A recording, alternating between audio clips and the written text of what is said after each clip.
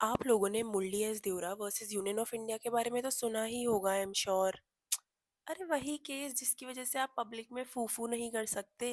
Smoking से ही related एक और इंटरेस्टिंग लेटेस्ट केस बताती हूँ, चलो।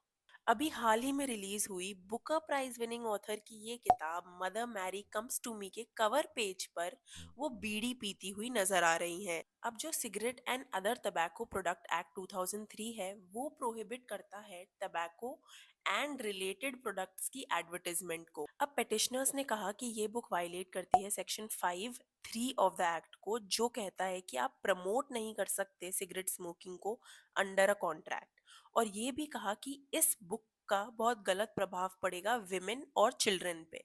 अब जस्टिस बागची ने इस केस में ये कहा कि ऑथर और पब्लिशर दोनों ही बहुत ज़्यादा रिनाउंड हैं और उन्हें एक एडवर्टाइजमेंट की रिक्वायरमेंट नहीं है अपने आप को प्रमोट करने के लिए। और जो फोटोग्राफ है कवर पेज पे वो एक एडवर्टाइजमेंट नहीं है कि उसे एक स्टैट्यूटरी वार्निंग की ज़रूरत पड़े according to the provisions of this act. तो अगर आप later years of law school में हैं तो आपको एक चीज़ समझ आ गई होगी कि सुप्रीम कोर्ट ने यहाँ पे लिटरल रूल ऑफ इंटरप्रिटेशन का यूज़ किया है।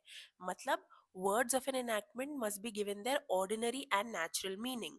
तो अगर एक एडवर्टाइजमेंट है वो एक एडवर्टाइजमेंट पे ही अप्लाई होगी। एक बुक का कवर जो बुक का ऑथर है और पब्लिशर है उन्होंने इस इंटेंशन से नहीं बनाई कि ये इस बुक को एडवर्टाइज करेंगी, तो ये यहाँ अप्लाई नहीं होगा। और बेंच ने ये भी क्लैरिफाई किया ये एक एडवर्टाइजमेंट इसलिए नहीं है क्योंकि रीडर्स बुक के कवर पेज को देख के बुक नहीं खरीदते हैं। Follow for more legal insights.